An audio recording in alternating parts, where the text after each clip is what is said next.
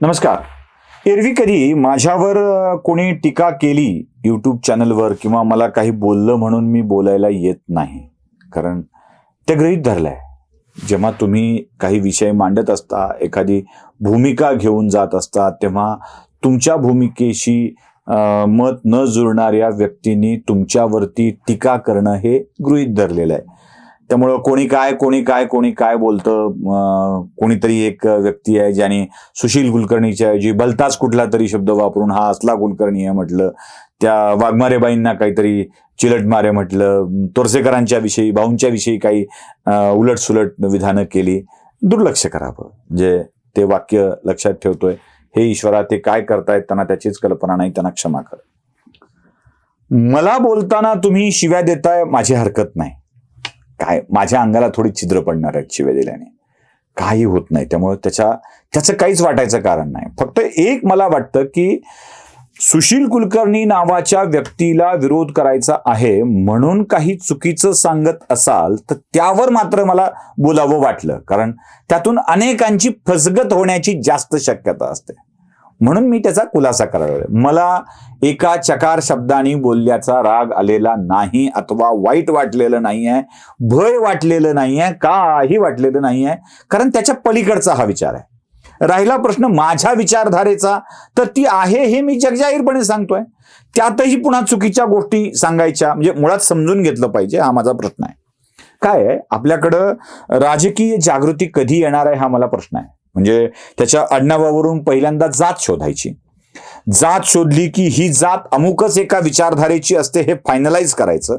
मग त्या विचारधारेच्या विरोधात कुठली वाईट शब्द आणता येतील त्याविषयीचं काहीतरी शोधायची, ती शब्द 5-50 शब्द शोधायची.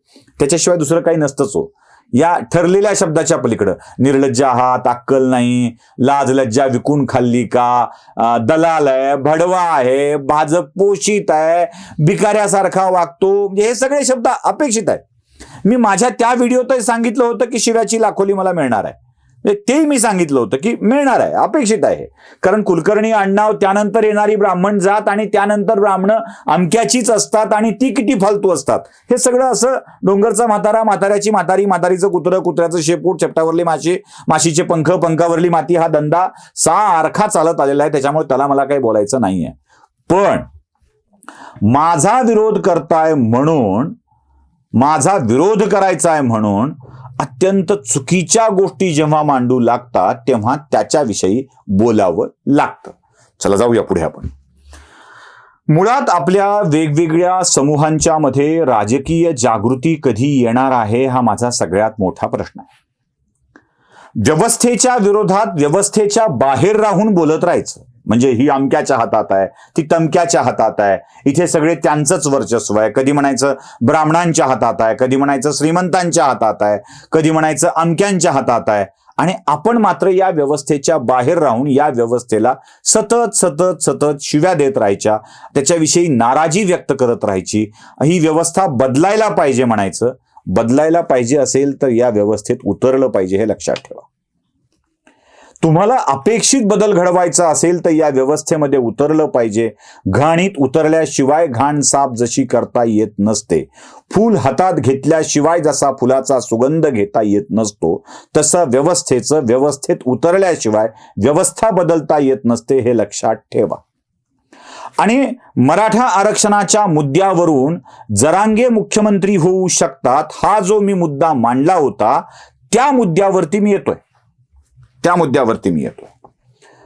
काही लोकांनी प्रश्न मांडला की ज्या चळवळी राजकारणात उतरल्या त्या चळवळीचं वाटोळं झालं. म्हणजे उदाहरण सांगितलं, गुजरातमध्ये हार्दिक पटेल पाटीदार समाजाच्या आरक्षणाची लढाई लढत होते. हार्दिक पटेलला राजकारणाचा मोह झाला आणि चळवळ संपली. खरंय, अर्धसत्य आहे हे. खरंय पण अर्धसत्य आहे. पूर्ण सत्य काय ते मी पुढे सांगणार आहे. दुसरं उदाहरण सांगितलं जातं शरद जोशींचं.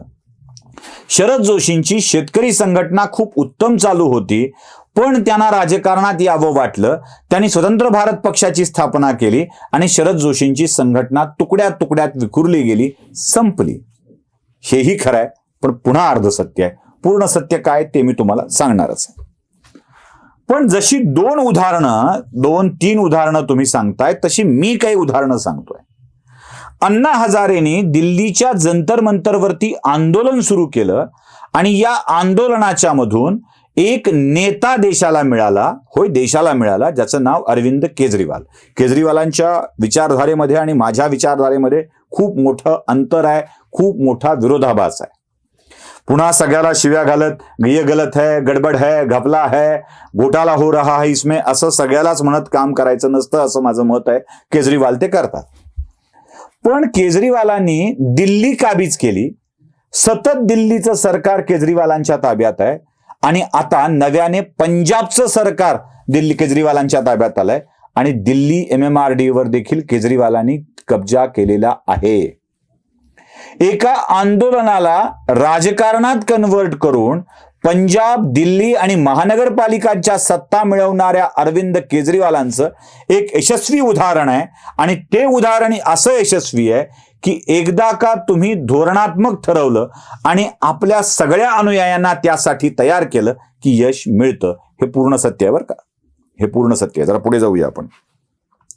ज्या शिवसेनेचा उल्लेख आपण सातत्याने करत असतो, ती शिवसेना कशी उभी राहिली हो? मराठा आरक्षणाच्या चळवळीला गरजवंतांचा आरक्षणाचा लढा म्हटलं जातं, गरजवंतांची लढाई म्हटलं जातं, गरजवंत मराठ्यांची लढाई म्हटलं जातं. संघर्ष कुठे आहे?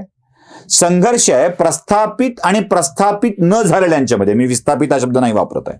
प्रस्थापित आणि प्रस्थापित न झालेल्यांच्या मनामध्ये. राज्याची सर्वंकष सत्ता काही निवडक मराठा घराण्यांच्या हाती होती आणि त्याचे लाभ सकल मराठा समाजाला मिळत नव्हते.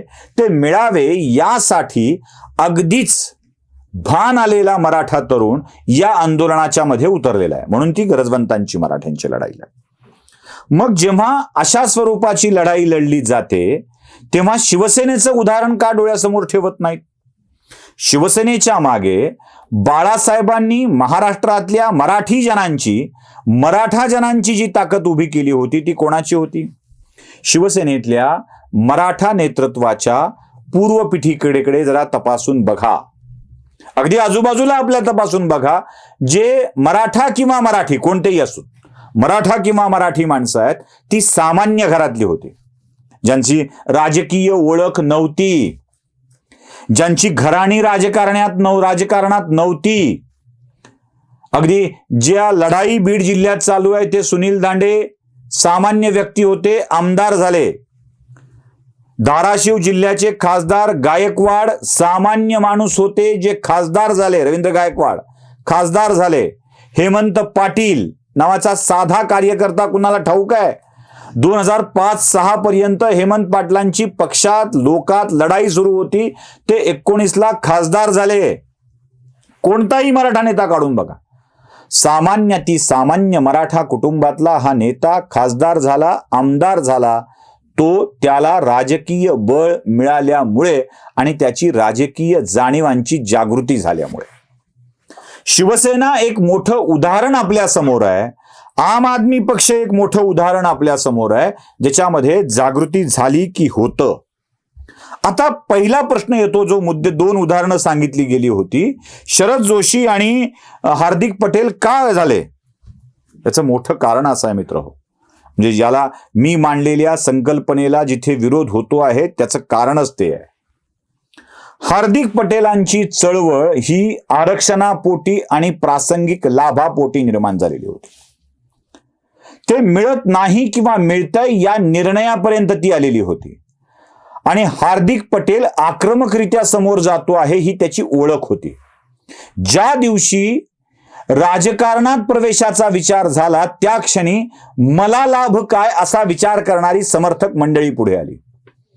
शरद जोशींच्या विचारावर चालणाऱ्या अनेक मंडळींना वेगवेगळ्या प्रवाहाने ग्रासलं होतं. कोणाला भाजपसोबत जाऊन आपल्याला फायदा मिळेल असं वाटत होतं, कारण काही भाजपच्या संबंधात गेली होती. कोणाला राष्ट्रवादी काँग्रेस सोबत जाऊन आपला फायदा होईल असं वाटलं, ती त्यांच्या संपर्कात गेली होती. राजू शेट्टींना काँग्रेस राष्ट्रवादी काँग्रेसचा संबंध बरा वाटत होता. तर खोतांना भाजपचा संबंध बरा वाटत होता, तुपकरांना अजून काही वाटत होतं. असं काहीच न वाटणारी मंडळी एकीकडे होती. पाशा पटेल भाजपात जाऊन बसलेले होते. काहीच न वाटता, कोणाकडेच न जाता आपलं आपलं चालवलं पाहिजे म्हणणारी मंडळी वेगळीकडे होती. आपल्या नेत्याच्या विचारधारेवर संपूर्ण श्रद्धा ठेवणारी मंडळी कमी होती.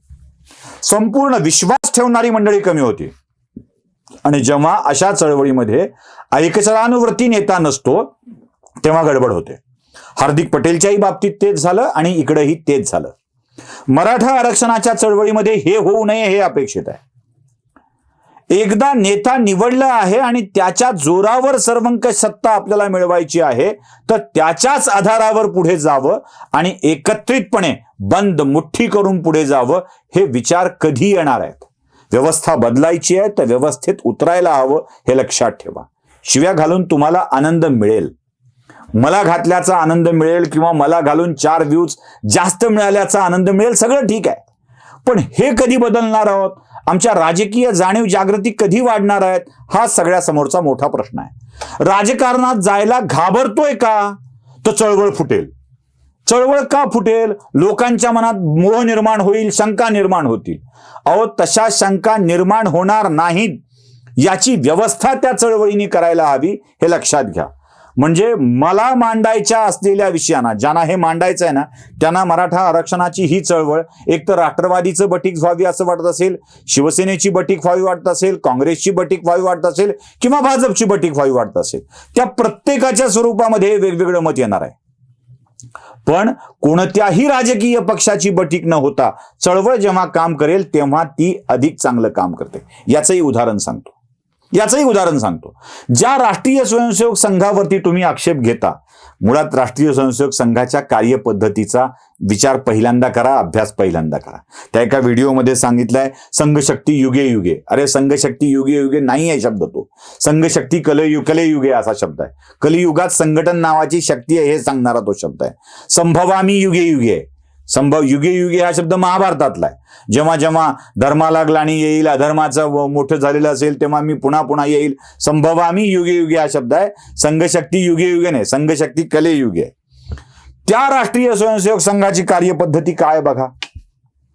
त्या संघाची कार्यपद्धती ही आहे की संघाने आपलं सामाजिक कार्य चालूच ठेवलं, पण त्यासोबत न थकता न घाबरता सामाजिक कार्यात व्यत्यय येईल असं न समजता आपल्या विचारधारेच्या माणसाचा राजकीय पक्ष स्थापन होऊ दिला, भारतीय जनता पक्ष.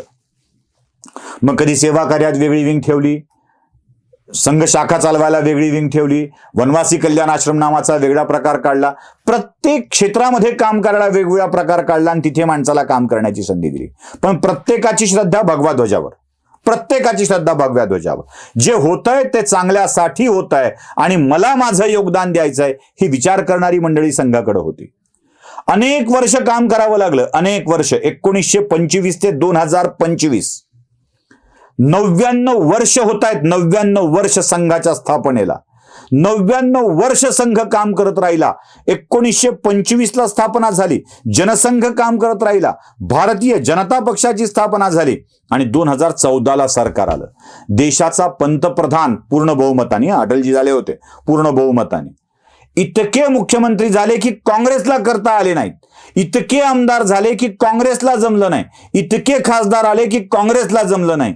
हे घडलं सततच्या मेहनतीमुळं आणि आपल्या विचारावरच्या श्रद्धेमुळं. आपल्या विचारावर श्रद्धा ठेवा, आपला विचार अधिक विकसित कसा होईल यावरती काम करा. उगी लोकाला शिव्या घालून फार फार तर 4-8 दिवसाकरता प्रसिद्ध होता येतं, पण आपली विचारधारा अधिक सशक्त करता येत नाही. काही करायचंच असेल तर कोणाला शिव्या घालण्यापेक्षा आपल्या राजकीय जाणीव जागृती विकसित करा, एवढंच माझं म्हणणं आहे. मी पुन्हा सांगतो, ही मराठा चळवळ आता उभी राहिली आहे. त्यात खरोखर जर जोर धरला, ती विश्वास ठेवला, श्रद्धा ठेवली, तर सकल मराठा समाजाला दिशा देऊन पुन्हा एकदा स्थापित होण्यासाठीची शक्ती या चळवळीत नक्कीच आहे. तुम्हाला काय वाटतंय ते नक्की कळवा. लाईक, शेअर, सबस्क्राईब करायला विसरू नका. धन्यवाद.